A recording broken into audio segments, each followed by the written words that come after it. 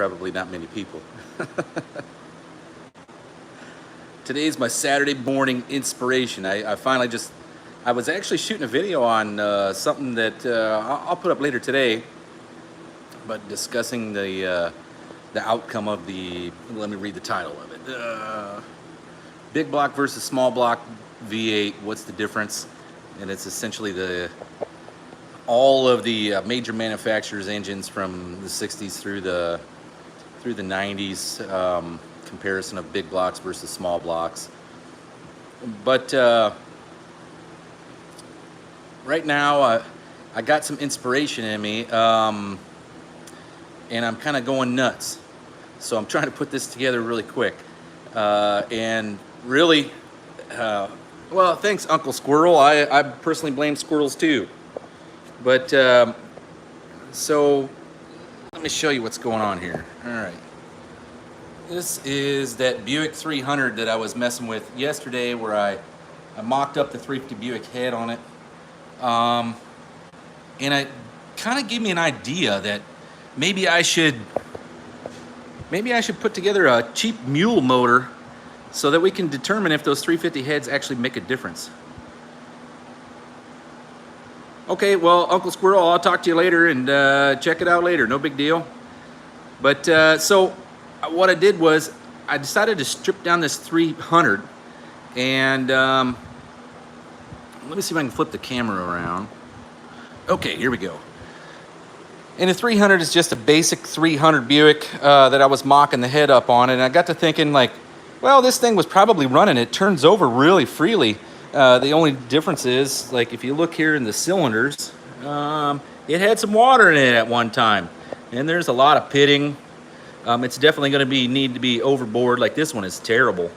Its pitting is bad, but it does turn over nicely. So I figured, since I was planning on taking the super stock Buick to the dyno here soon, all the stuff is pretty much the same. So why don't I put together a 300 mule motor, as if, just to get a baseline on what a 4-barrel intake manifold does on a 66 or 67 300 Buick.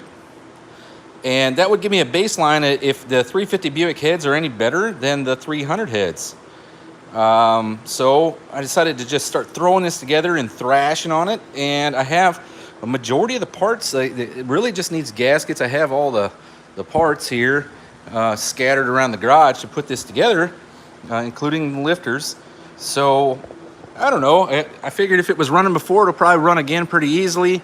All I did was clean up the gasket surfaces, and I'm gonna throw it together with a high volume pump in it, because I have no idea how bad the bearings are, and it makes it a lot easier to just have too much oil than not enough. So I cleaned it all up pretty good, with the exception of I'm not going to take it apart and put new rings and all that stuff in it just for a mule motor. I mean, if it blows up, it blows up, but I doubt it will. It'll just probably smoke and run pretty terribly, if anything, right? I imagine it was probably running like this for a while, and I think it had got water in it, because if you see, the last piston here has been replaced. It's a different style of piston. It says standard in it. It's probably just a single individual replacement piston. Good morning, Bear Rose. So to kind of catch you up on what I'm doing here, basic, simple. This is the 300, the 66, 67 300 I was mocking up for the 350 Buick head. And I ordered a single plane intake manifold yesterday from TA Performance. That's going to be the easiest one for me to modify to put the 350 Buick head on. So it got me kind of inspired, where I think what I'm going to do is just throw together a basic, simple 300 with leftover parts that I got sitting around. Just clean them up, stab them on here, just like if you were doing a basic head and cam swap in your driveway on a 100,000 mile, 50-year-old motor. So that way I can put it together and baseline the engine and determine what kind of power it's going to make, and if there is going to be any comparable difference between the 350 Buick head. So other than that, all I did was vacuum clean the lifter valley, get all the dirt and junk out of it, because this thing's been sitting. I got it in a garage. It had no top end on it whatsoever. But I figured with the piston, with the pitting in the cylinder walls, it'd just be about like a ragged out old motor, and we'll see what kind of power difference it makes with the 350 Buick head. But I figured I'd do this live because I'm throwing together the whole motor with parts I already have in the garage, and I literally could probably have it all together by this weekend. So let's see here. Oh. All right, but now, as you can tell, I'm inspired, which makes me want to do something, you know, like right away. And that's what I'm doing now. And I figured I got the start stand. If she isn't knocking or hammering once I get it together, it's a win, right? We'll find out what kind of power it makes with the set of 66, 67 heads on it with a 4-barrel intake manifold from a 65 300, which only came in 65. But that gives me the opportunity to just kind of reuse a bunch of these parts. What kind of inspiration are we talking, huh? Or are we taking? So I don't like how the I did not like how the Hot Rod magazine kind of crapped all over the small block Buick. And I wrote an article, or I didn't write an article. I read this article and I did a video on it that they're telling you just to do a V6 out of a Grand National. You know, go spend 30 grand, get yourself a Grand National and all the parts it needs to build a Grand National over just hot rodding a 350 Buick or a small block Buick in this case. They did talk about the 350, but they were afraid that I don't think they did any research on it whatsoever because they said the engine family started in 68 and went all the way to 81, which is completely wrong because the family started in 61 and ran all the way to 2008. And I do include the Buick V6 in there because it literally is a 300 with 2 cylinders cut off the back. The 300 was patterned after the 225 to use the same parts, right? So I just thought it'd be neat to put together a mule motor. You have an idea of what kind of power it makes. Hey, what's happening, John Wilburn? And well, yes, just like the 3.8. This engine is the 3.8, just 8 cylinders. So the 3.8 came out first. It was actually not 3.8, it was 225 cubic inches. And it had this same 3.75 inch bore. And they made a V8 version of it and starting in 64. And that's kind of where we're at now. But I kind of just wanted to get a baseline on what it's going to be power-wise. This would be a 9-to-1 compression grocery getter with a single 4-barrel on it from a 65 intake manifold, which they're few and far between. But I decided I'm not even going to clean up the block. I just vacuumed the boogers off of it and the big clumps of oil, and then all I do is clean the gasket surfaces, and we're going to slam this dude back together just using what I have here in the garage. I have a set of the steel shim head gaskets. I have lifters, push rods, rock arm assemblies, all are pretty much ready to go. And we'll just put it back together like a basic 100,000 mile motor.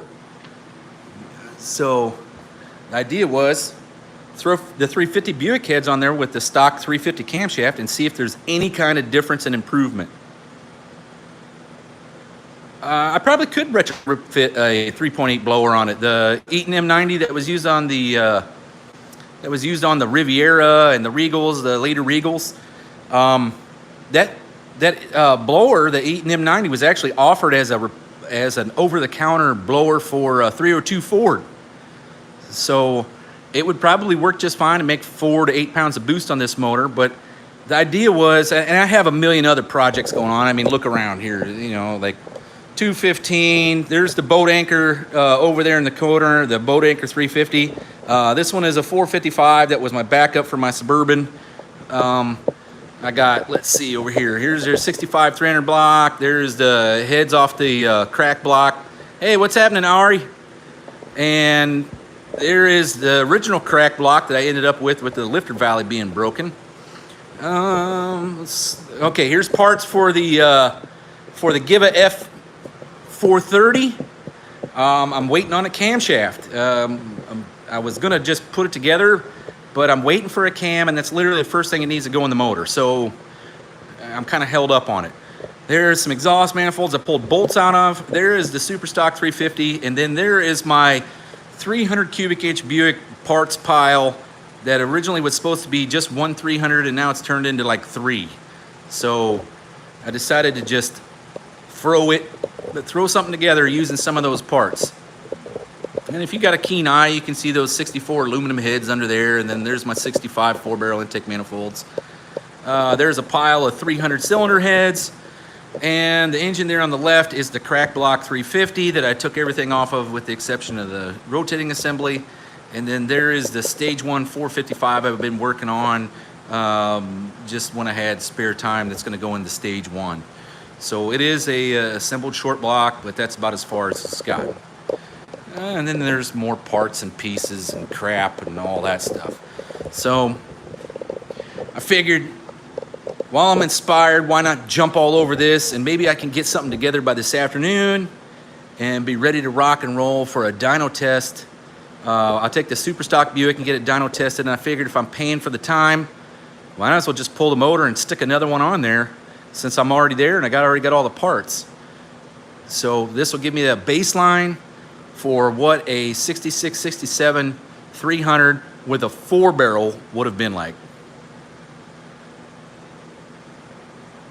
You're trying to get as motivated as me. I probably just had too much coffee this morning, but I kind of just dreamt this up while I was making this video on what Hot Rod had to say about the small block Buick engine family. I mean, I prefer everybody not mess with them, but I think they're a seriously underrated engine family. And you know, the corporate stuff is they're trying to sell parts, right? That's how they get all these sponsors, and they get stuff put in the magazine. So really what I'm looking at is when you can't go out and buy parts for one of these engines, they don't sell any magazine spots off of that. So of course they give you a bunch of crap. Oh, this engine's junk, build a small block Chevy or a small block Ford.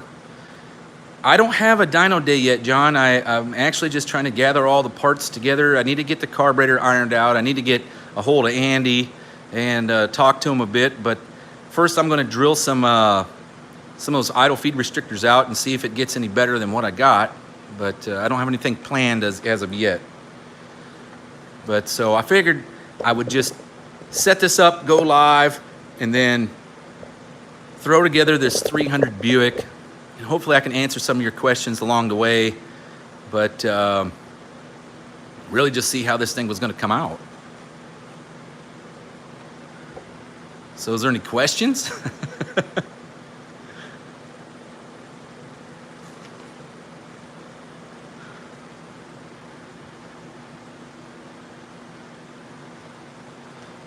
All right, so like I said, I didn't want to spend the money to put rings and bearings in something that it spins over nice, so I'm assuming that the bearings are fairly decent. It doesn't knock. It does have pitting in the cylinder walls really bad. And I'll give you the rundown on it again. I don't know what kind of brand of coffee I drink. I just buy it at Costco. It comes in like a maroon bag. All right, so here is number 3. These pits, this looks like stuff that,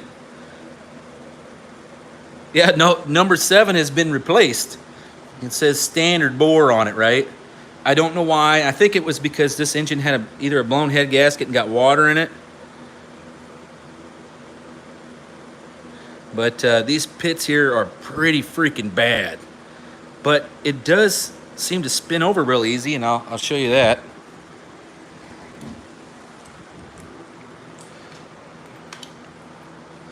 So I figured as long as it can hold compression in 7.5 cylinders, we might be okay. But this is hard to do with one hand. So it turns over really easy.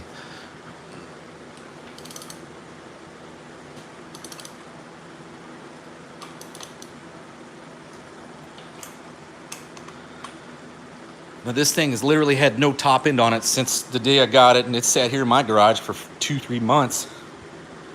And it was just sitting on a garage floor when I got it. And all I did was, like I said, vacuum the boogers out of it and the big chunks that were sitting in there. I think I'm just going to stab it together. So you're more than welcome to follow along. I doubt I'll be able to answer any of the questions. Okay. Ooh, I figured out how to use some of the chat.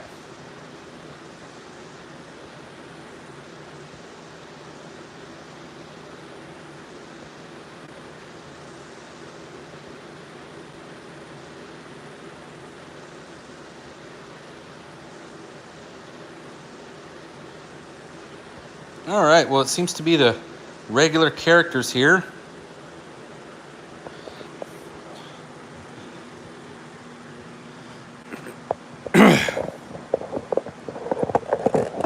Hey there, I don't know, Muscle City Madness.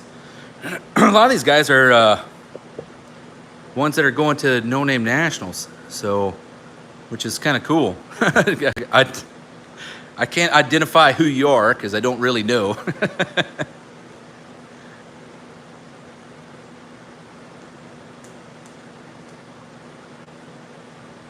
Yes, the usual suspects, except for Boss Buick. Boss Buick is usually on my channel. What does the Buick 350 weigh? My book says 450 pounds, light. That's correct. It's 150 pounds less than a small block Chevrolet. Yeah, and this 300 weighs even less. So when you had the 215 weighed 320 pounds. When they went to the cast iron block on the 300, that probably drove it up another 100 pounds, so 420. And when they put the cast iron heads on it, it probably was like 430 for this 300. Yeah, that's light. They are light. And here's what's really cool is like all the blocks are deep skirt, and the bottom end can handle 800 horsepower, right? That's what makes the V6 Buick actually very formidable when you put a turbo on them, right? So it's just like an FE with this deep skirted block, but it is a lightweight casting. They don't like a lot of overbore, and then every piece of extra material has been removed, and I'll show you the extent of that goes to if you look at the side of the blocks, okay, this is literally your water jacket, and it is just cast just enough, right? And then your motor mounts bolt essentially to the main webbing, right? So right behind this is where your oil feed is at, right in here, where the oil suction side is at. Well, it's actually on the other side of the block, but there's big castings that run through here, or holes that run through here. Boss Buick, yeah, your 430 is 25, well, actually it weighs 25 pounds more than a small block Chevrolet fully dressed. So the 430 is light in regards to big blocks, but it's still 25 pounds more than a small block Chevy.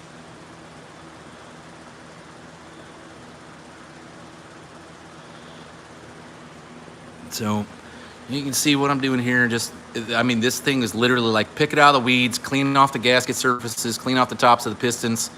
Yeah, I sprayed a little bit of WD-40 down to the cylinders, turned it over a couple of times. It turned real nice and smooth.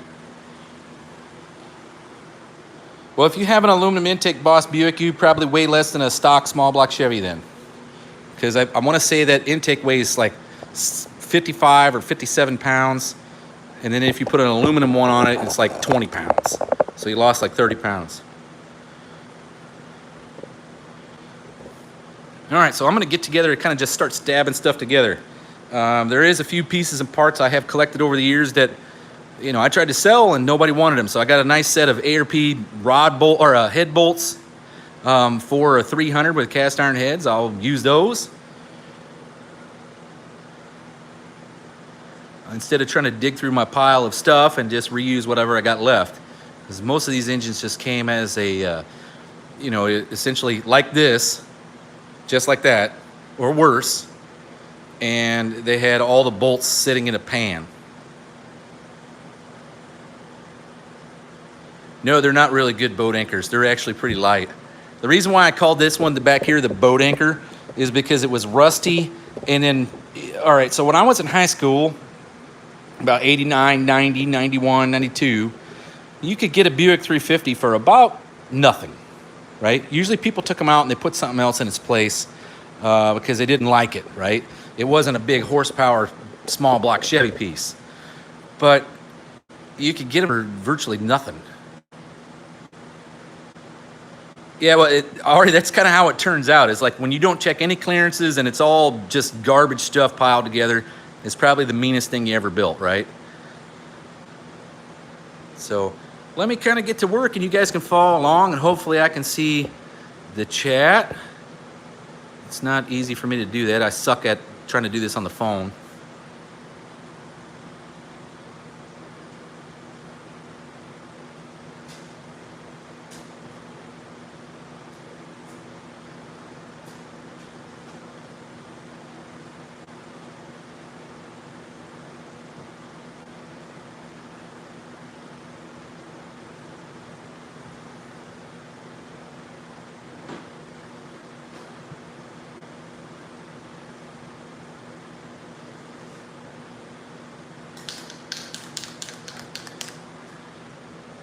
All right, so here's what I'm doing right now.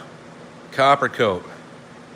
What's a 455 Buick weigh? 455 Buick weighs 25 pounds less than a small block Chevrolet. I don't remember what the number is. I have looked it up before. It was like it weighs 25 pounds more than a small block Chevy. So it was like 545 for a small block Chevy or something like that. I mean, you can definitely look at it on the web.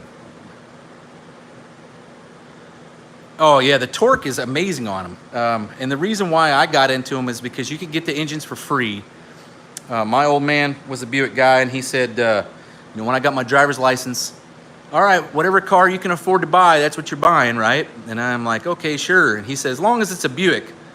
So I looked around, I found a Regal with a blown up 3.8 and I took it out and my old man said, I bet a 350 will bolt right in its place. Because I looked at the motor mounts and I went to the junkyard. I scored a running 350 Buick 2-barrel for $100.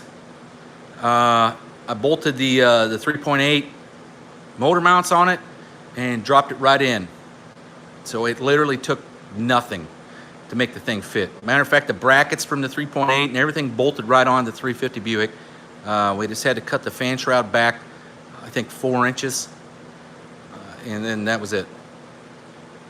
But that Regal used to run all over brand new Camaros and stuff like that because they weren't fast, and that 350 Buick made enough torque to make that fairly lightweight Regal run pretty hard.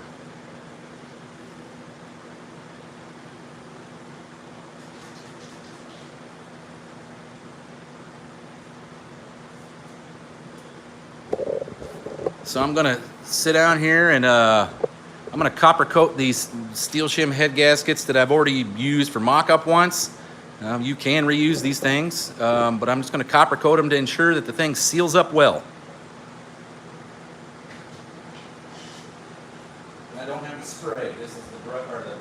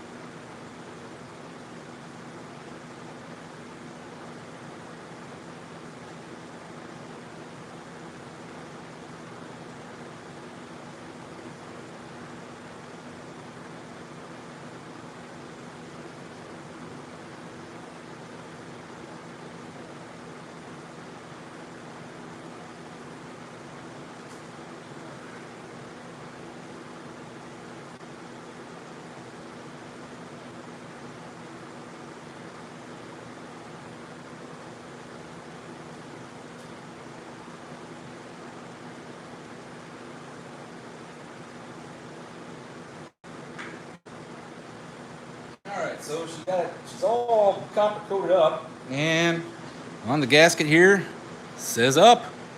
You can't mess it up, right? So just follow your up.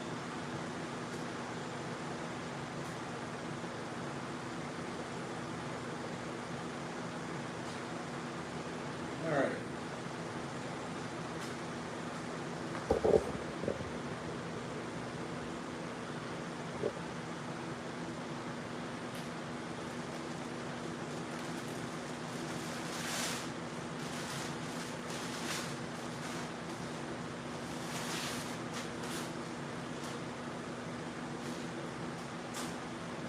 All right, so here's a set of 67 300 Buick heads that I redid last year. I tried to get somebody to buy them, nobody wanted them, so they're going on this project.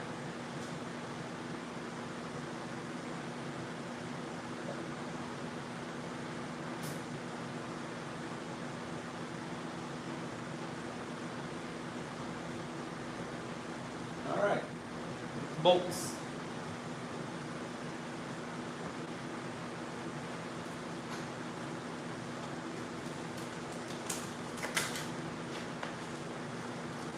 Here's a set of unobtainium ERP rod bolts for Buick 300 with cast iron heads.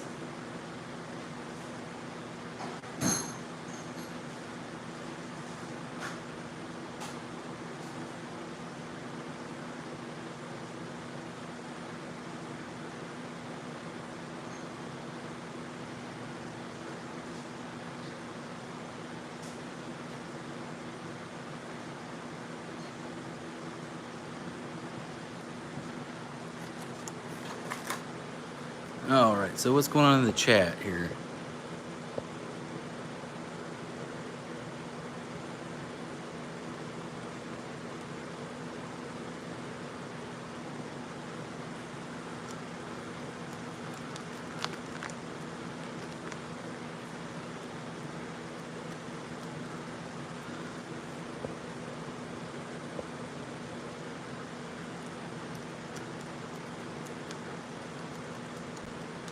Oh yeah, the heads on this thing are lightweight. Wait till you pick up the aluminum ones for this 300 family, the 64 aluminum one.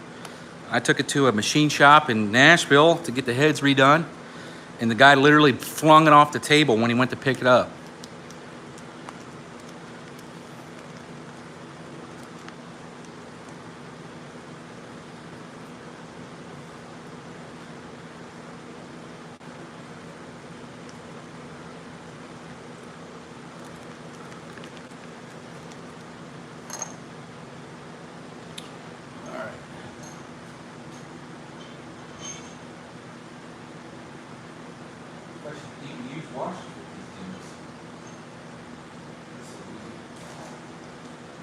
Washers or no washers? I'm assuming probably with washers.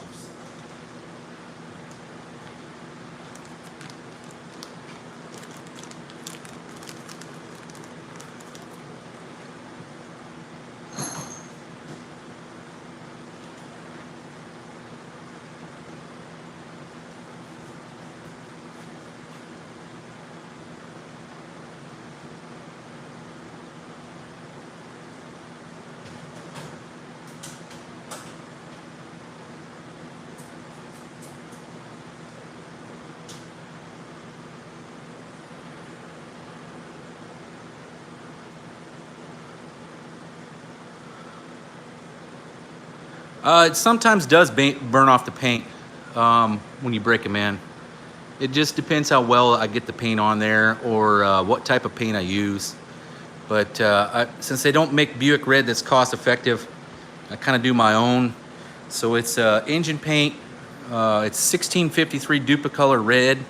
And then I use it as a base coat for one coat of that. Then I put 2 coats of International Krylon red farm implement paint on top, and then the two kind of mix together, making an engine paint.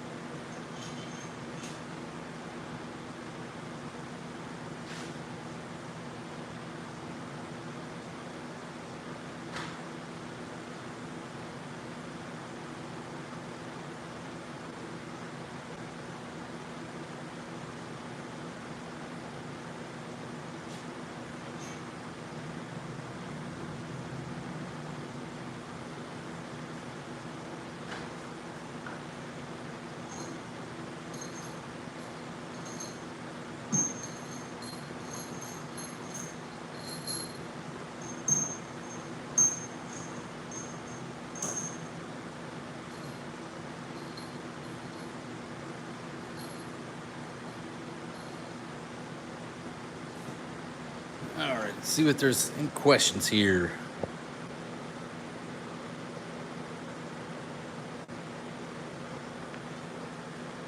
Yeah, Wild Rose, I did put the taper up. No, this Boss Buick, you're correct. I was putting 350 heads on a 300, but before I do that, I wanted to see what the difference was. So what I'm doing is I'm assembling that same short block that I mocked everything up on with the 300, and I'm putting just a baseline 66, 67, 300 together. We're gonna use the same short block for the whole thing. And that way, it'll just show the improvement of the cylinder heads. The camshaft, I'm trying to find, I need a 68 350 Buick camshaft if anybody's got one. I really need a 68, maybe even a 69. But I really need one of those because I think it'd be very, especially if it's from a 2-barrel engine, not a GS or something. That way it's comparative to what I already have in here in this cam.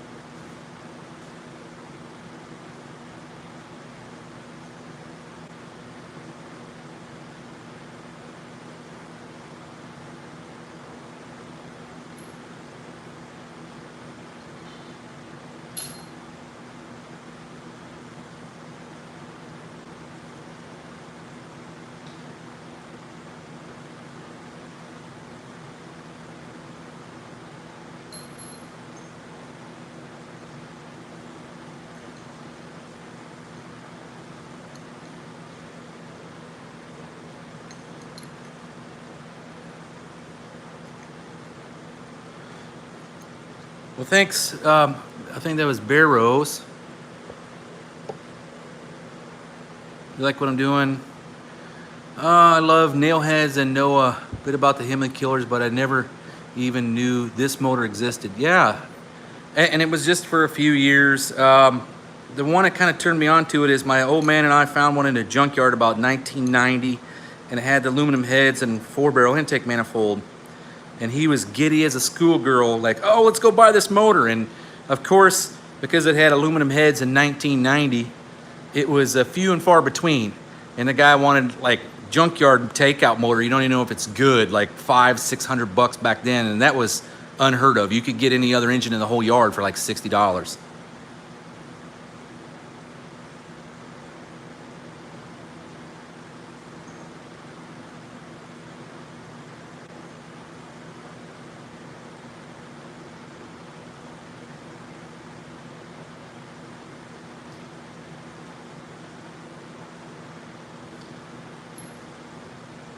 The neat thing is these little suckers make 290 horse when they were the Wildcat 355 version, which was the high compression model. That was like 11 to 1 compression or 10 and a half to 1 compression, depending on what year.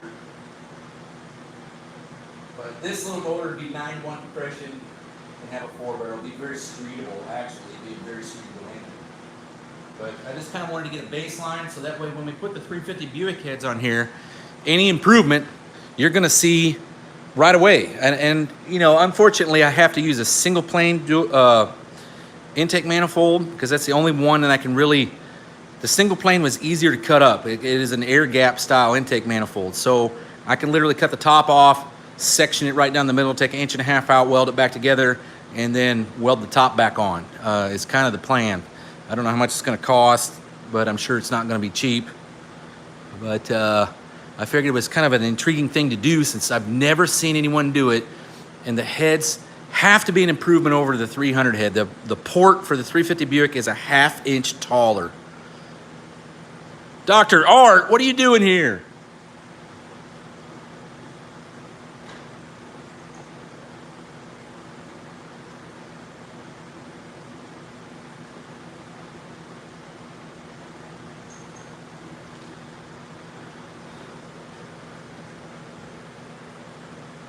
Brian B. No, they're not posting headers on my super stock motor.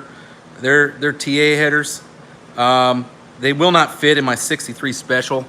I'll actually have to make a set of headers, which is I'm dreading. Like, no one makes a set of headers for 350 Buick in a 63 special, unfortunately. So I'll be making those.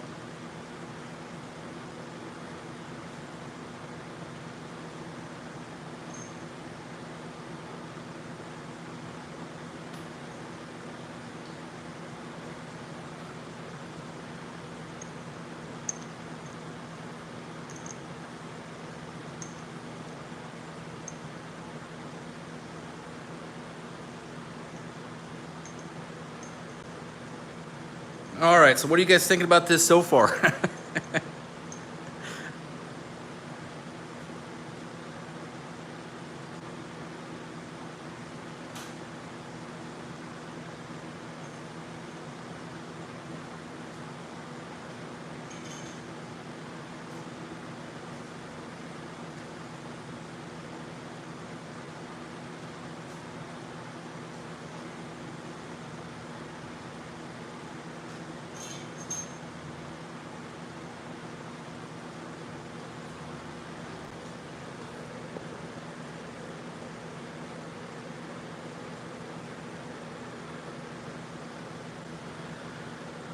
All right.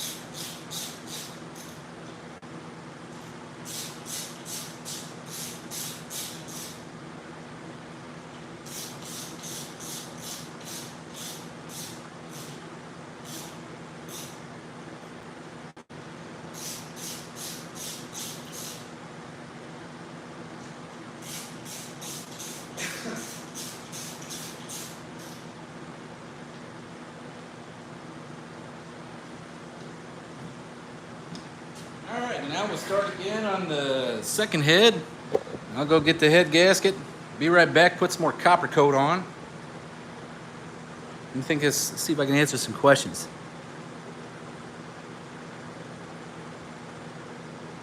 Well, that's it. Wild Rose likes motors out of the norm. Yeah, me too. I've always been the guy that, you know, you go after like the $100 motor.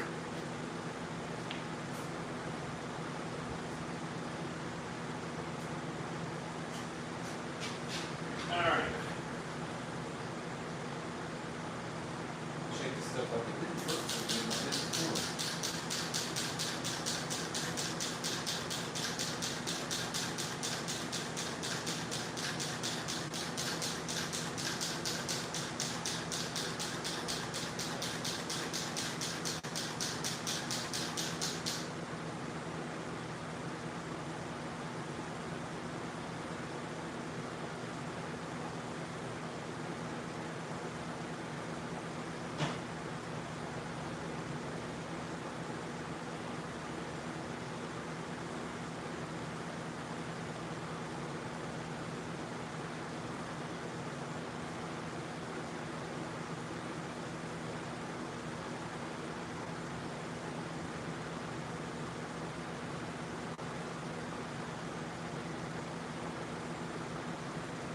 Yeah, the only thing, big difference between this spray-on copper coat and this stuff is like this is literally like the anti-seize. If you as soon as you break it out, you're pretty much getting covered in it. Like, look, it's dripped on my shorts already.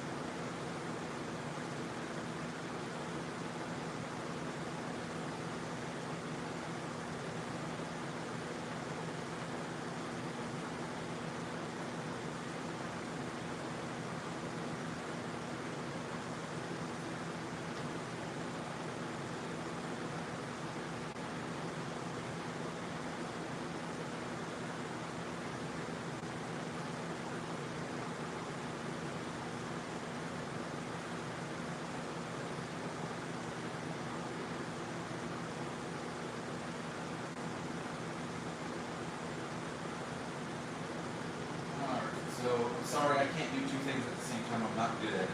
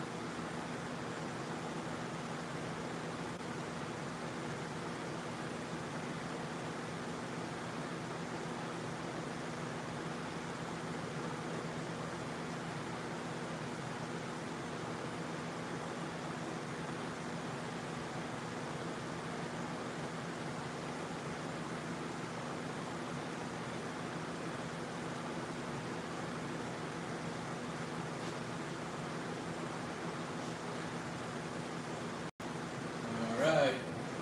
Let's see here. Up. Yep. Gotta go up.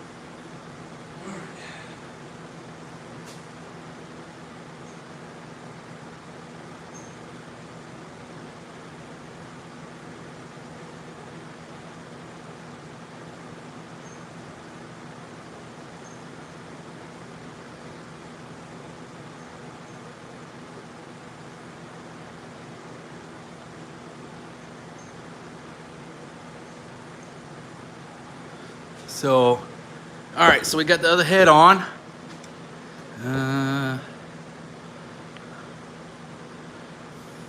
Oh, I'd love 76 degrees right now. I got fans and the air conditioner running in the garage, and it's still probably 90-something degrees in here.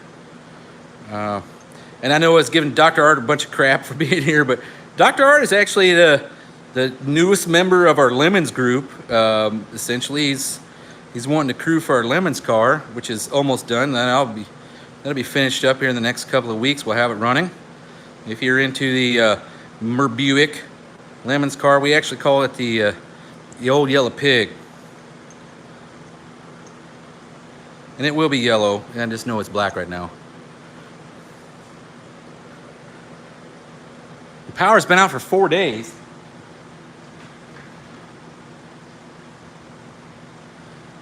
Randall Black, do you live in California? They have power outages there all the time, from what I understand. Good place for your Tesla.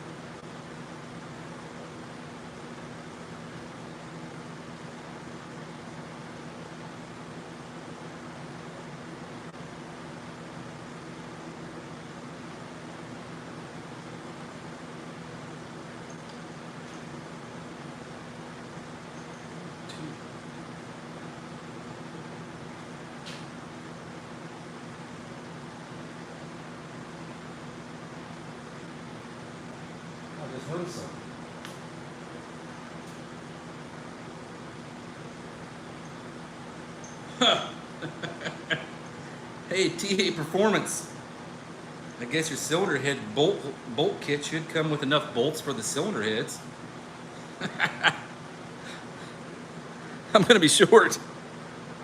Well, time to use a factory one.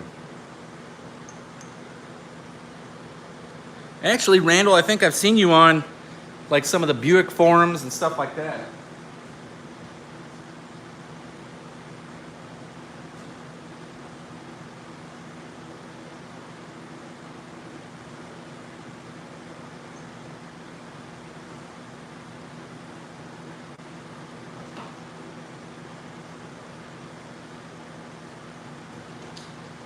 There used to be another guy that was on the Buick forums that had a lot of good information about these engines named Dan Jones, I think.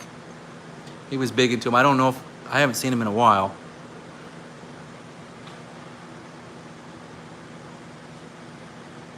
Jeez. Damn, 3 bolts short. How is that possible when you buy a box of bolts that's brand new? Dear TA Performance, I know you don't sponsor me, but send me some bolts. Finish us up.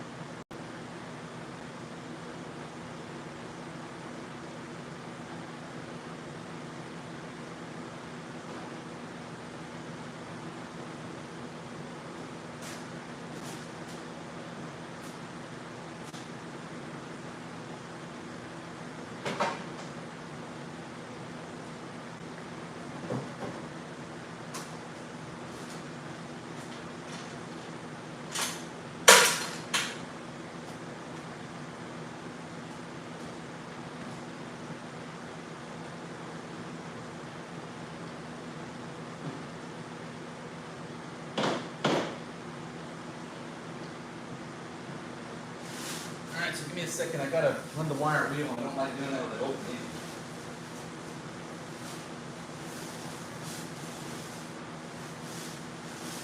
I promise I'll have it right back.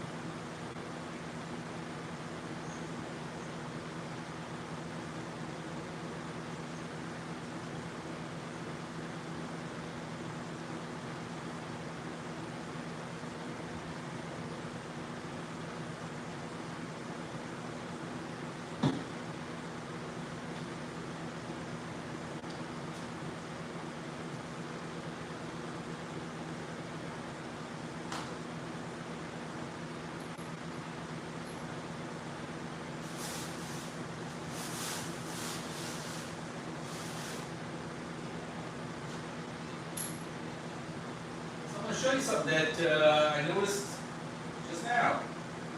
Some people blow stuff up. Remember, I didn't get enough bolts. I'm actually missing 3 with the bolt kit. For some reason, I didn't have enough bolts for every one of these bolt holes. So, I'm aiming for, they all have the same number of bolts. So, I don't know, I need to call them. I'm sure these are made just for TA from ARP, but. So I ended up grabbing 3 bolts, or actually 2 bolts, out of the reuse pile, out of the stuff I've already used in the past.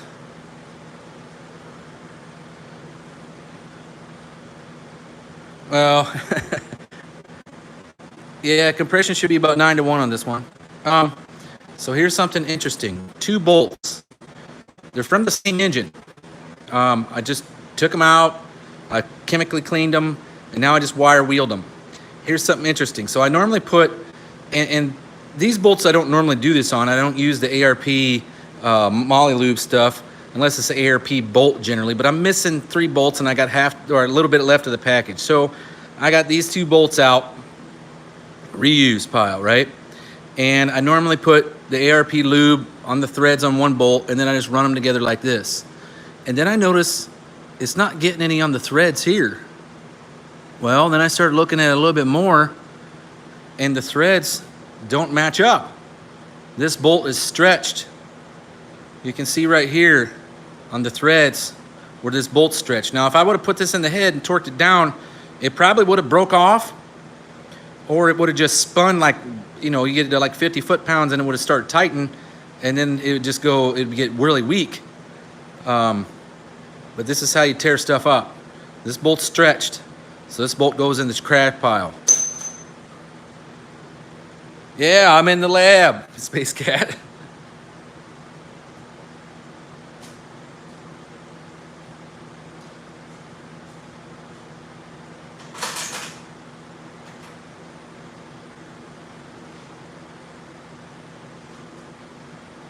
Another one's stretched.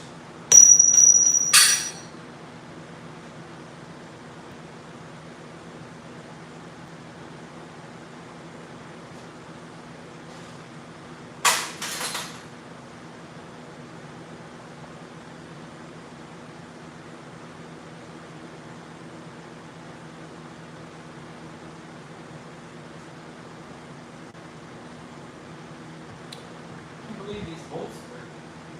You can see that one stretched. This one is straight.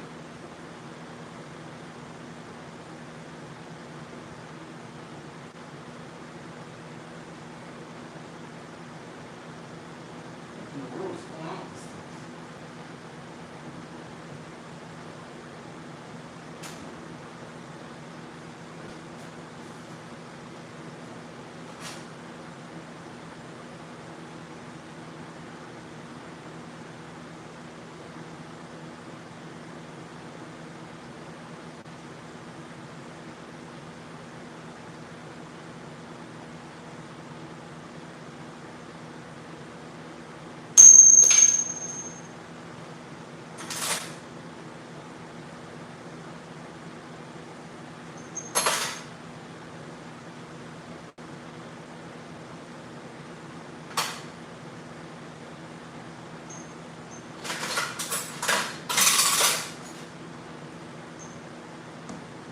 All right, so now I'm not even trusting any of these short bolts.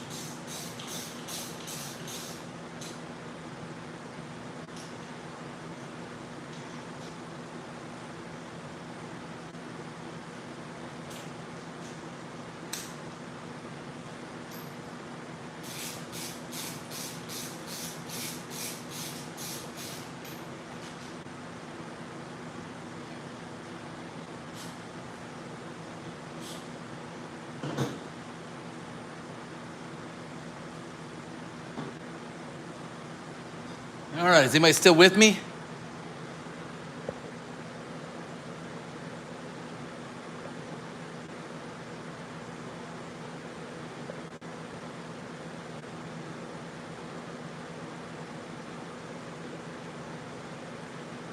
All right, so we got the heads are just bolted on there. They're not torqued or anything. I'm gonna show you guys something that if you're a young guy, you've probably never seen anything like this, and you'll probably be blown away.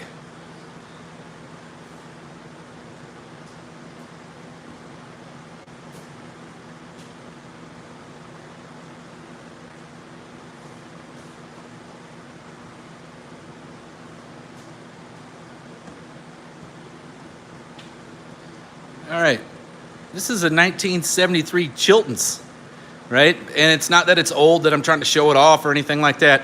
You go to the parts store now and you get a Chilton's, and it is not that thick. This has every automobile manufactured from 66 to 73. It is literally every piece of information for every engine in every make and model made in the United States. These books used to cost $300, $400, $500 back in the day. So today's Chilton, garbage, right? You buy them for just one vehicle and that's it. This thing shows you how to do everything from like complete engine overhauls, all the specs, just like you would for your one single model, but it's in one book for every model.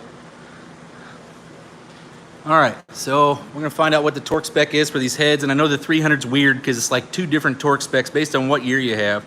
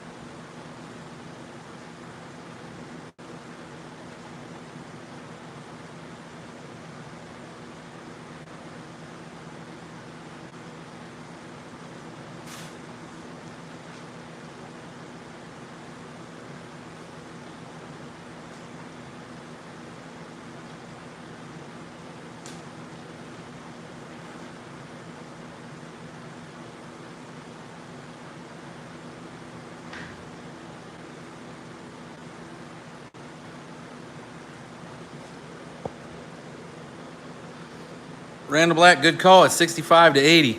So I know it's weird on two different motors. Like the 64 model is like 60 to 70. And then you got the later ones, which were 65 to 80. And 75 is a good call.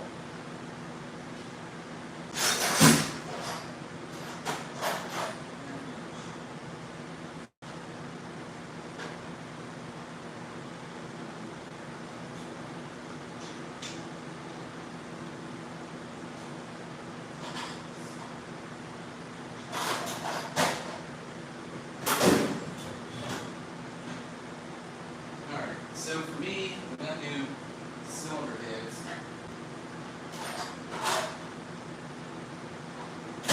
Guys like torquing with pop torque wrenches, but I still a bit old school.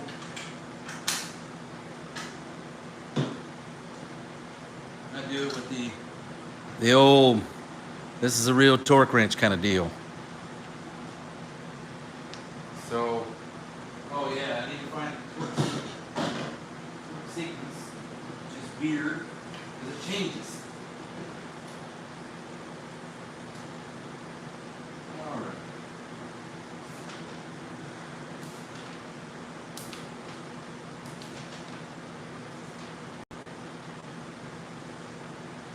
All right. 66, 67. I know it's upside down. So is the head. All right. 66, 67, 300, 340, 430, and then 68, 9, 350. And then again, it changes again to 70 to 73, 300 or 350 and 455. But for some reason, it just changes. I guess it was a better torque spec. I have no idea. Or a better sequence.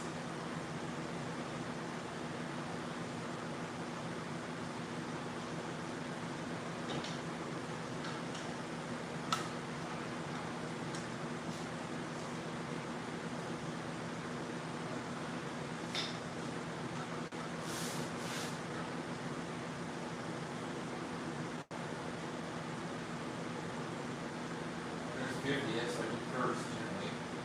Take them off 50, then you go guns along.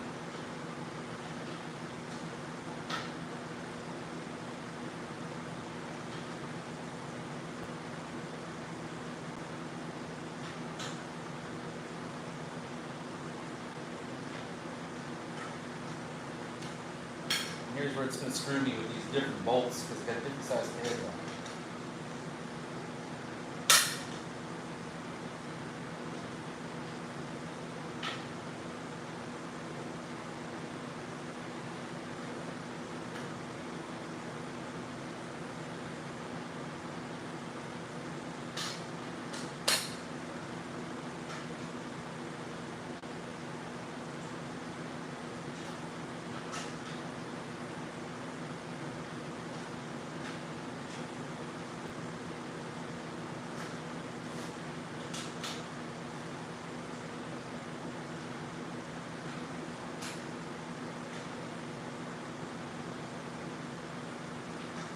Alright, so there's 50 foot-pounds that we're going to have to go after.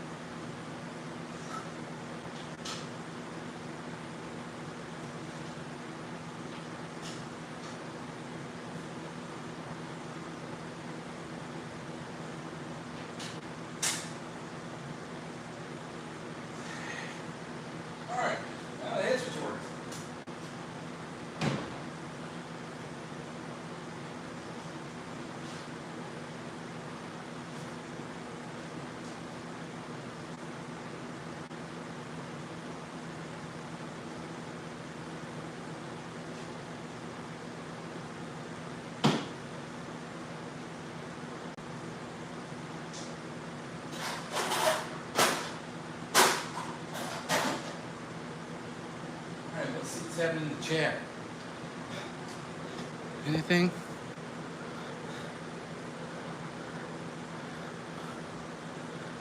The cam for this engine is a bone stock 1966-67 two-barrel cam engine, which is 210 horse. Nothing amazing. I figured I'm going to keep it pretty much stock to two-barrel 350 Buick and two-barrel 300, so that when this engine's built, this right now is just going to be a test mule. So however, what compression it's got, however the rings seal, the whole 9 yards, we're going to know a number. After I put this on the dyno with a single 4-barrel, we'll find out what the number is. And I changed to put a 350 Buick head on it, 350 Buick intake manifold, and a 350 Buick camshaft, 68 or 69 preferably. That, but I know it won't go bad. Yes, it won't go bad. It's an American-made piece. So all I got to do is I got to put new lifters in it, because the lifters that came with it were literally in a bag, which you can't reuse lifters, guys, unless you know what load they came off of. So I ended up just tossing those. I put a new set of lifters in it right now, matter of fact, and that's what I'll end up doing here in just a second. But that way, we have the two-barrel low horsepower version camshaft in both engines, and the only changes will be the heads and intake manifold. That's going to make all the difference in power. I don't know if it'll make any more power. No one's ever done this, and everybody has no answer. And so I figured, well, I got the Buick channel on YouTube. Why not come up with an answer? I'm hoping it's like a Boss 302 kind of comparison. And I'm thinking that with the half-inch taller port on the intake side on the Buick 350, the port velocity still has to remain essentially the same thing. It's the same size ports. It's just a half-inch taller. So I'm thinking the velocity is going to be higher, which is going to generate more low-end torque as well as higher RPM horsepower. The 350 Buick head, in my opinion, is what kind of inspired the Stage 2 V6 Buick, which in turn led to the evolution of the LS. It's the big, tall, narrow ports that allow for high flow and high velocity. So it does good low-end torque as well as mid-range torque and high RPM horsepower. But it was just on the wrong block, in my opinion. The 350 Buick, the deck height is so tall. You got this really long rod, which makes it want to rev, okay? And that's fine. But then if you've ever looked at a Buick piston, they're like a tractor piston. They're like a full-skirted piston with a wrist pin almost 2 inches down. The compression height is almost 2 inches. It's like 1.88 or 1.85 or something like that. And there's so much inertia spinning in an engine that wants to rev that it also has big main bearings in it.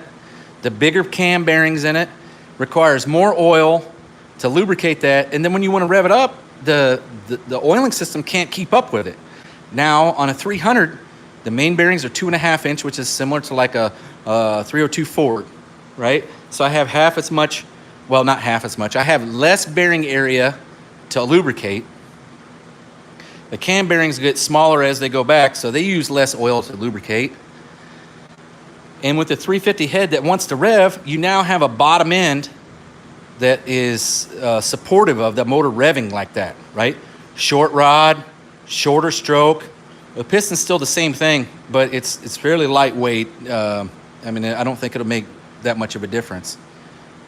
But now you'll have an intake manifold that isn't so wide. The wider the intake manifold, the longer the runners, the more torque it makes. The 350 Buick was designed just for that. Think of it like you had the base model engine in a full-size car. It had to have torque to pull that thing around. So you're looking at electric 225 with a base model 350 Buick, maybe two-barrel. It had to have enough torque to pull that car around. They were never designed for high RPM power. The 300 is based off of the 215 with a little bit taller deck height.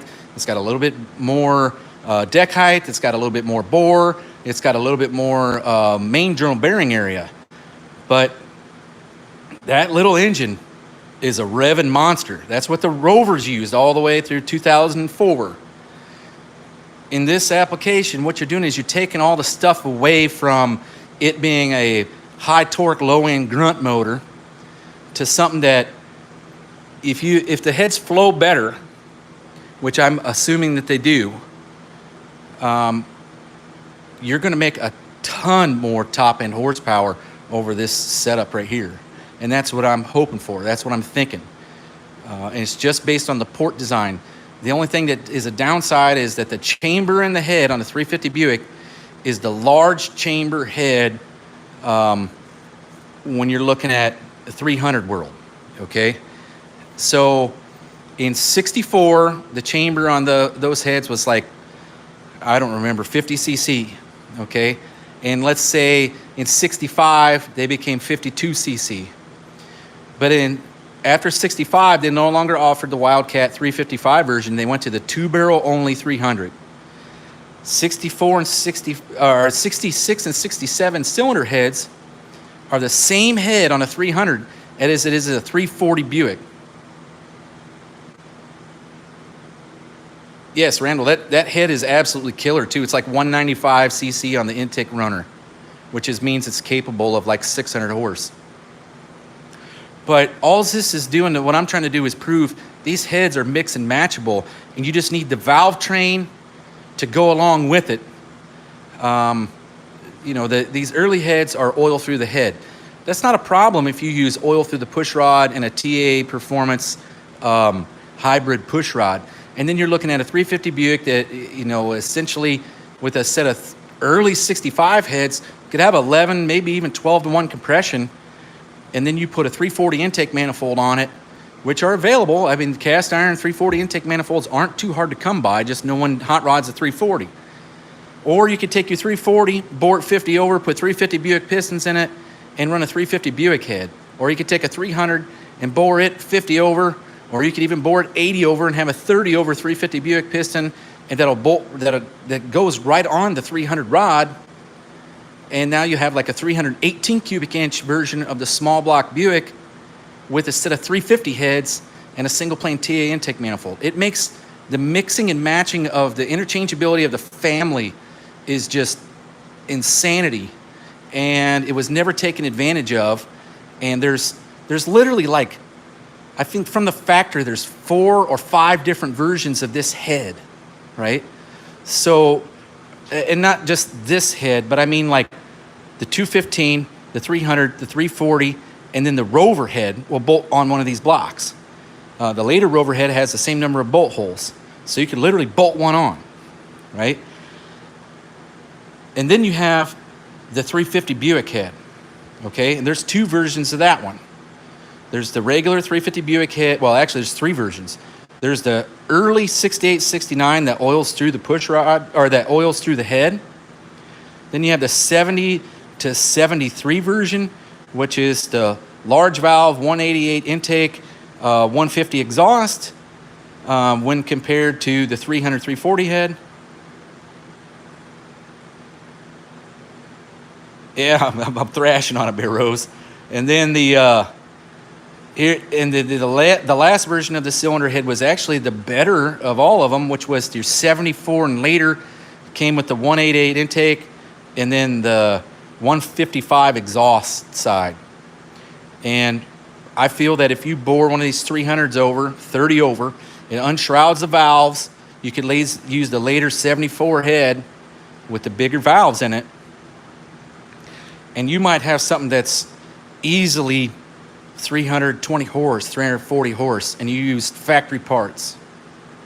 So that, and no one's ever done it. So I just figured, why not do it? Do something neat and exciting.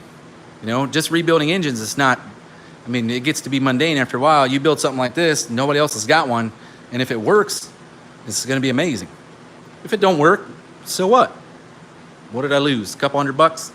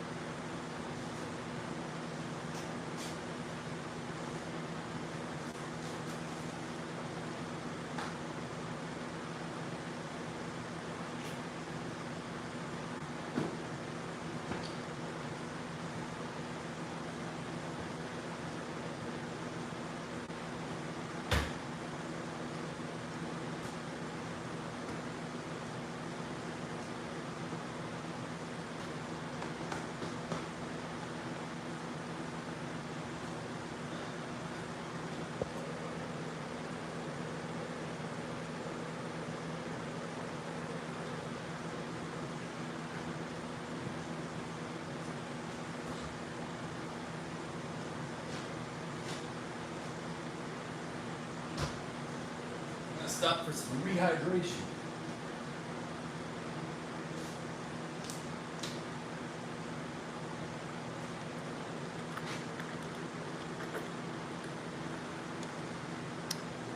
Well, here's something that's interesting too. This engine came on the stand when I got it.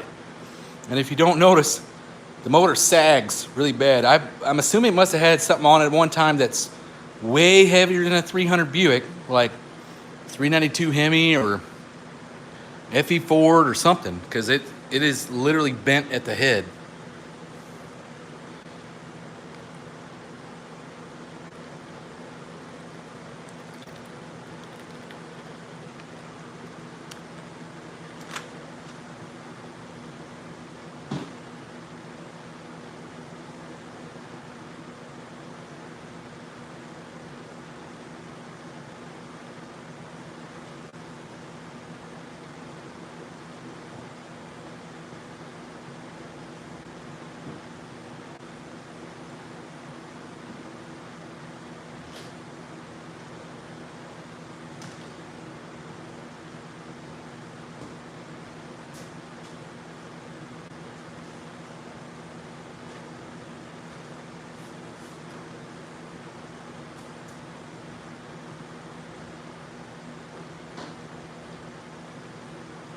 Don't forget to lube your lifters.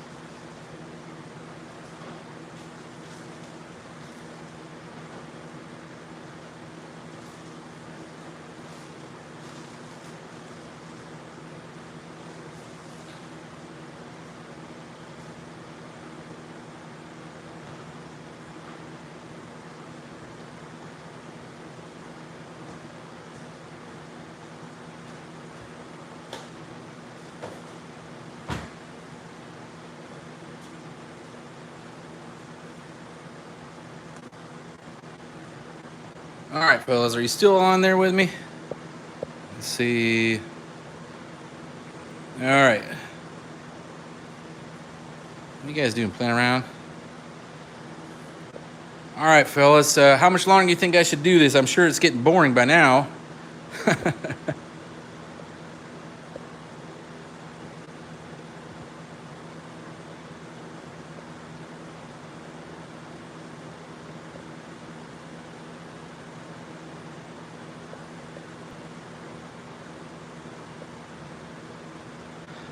All right, well, fellas, I think that's going to be it for the day here pretty soon.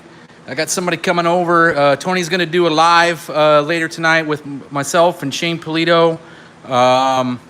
It's a special Saturday night Tech Talk Live, so you guys are more than welcome to be over there. I think it goes live at 7 o'clock, but I got to go eat some lunch and get the rest of the day going. So hopefully you enjoyed this. I'll do another live when I start working on it again. I'm trying to have it together by this weekend. I think that'd be nice, but I don't know if that'll be the case or not. Then I can get it on the start stand fired up and break in the cam. Have I ever ran offset dowel pins for cylinder heads? No. No, I have not. I've actually never had an alignment issue on them. I know that's a thing like on small block Ford. And I've seen those offset dowels because they got like essentially a dowel water jacket kind of thing going on. But yeah, I've never ran any offset ones. So wish I could help you out there, bud. But so that's it for today. Maybe later today or tomorrow I'll have some more inspiration, come out here and finish this up. Like I said, I'd like to have it together this weekend, get some of these parts off the garage floor, have a mule motor, and then take two things to the dyno and get some numbers on both of them just to see where we stand on the super stock motor and on this thing. So I guess until the next time, I will chat at you later.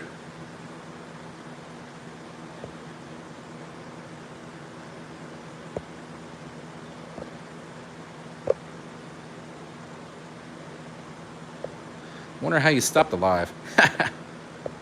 I just in stream, wherever that's at.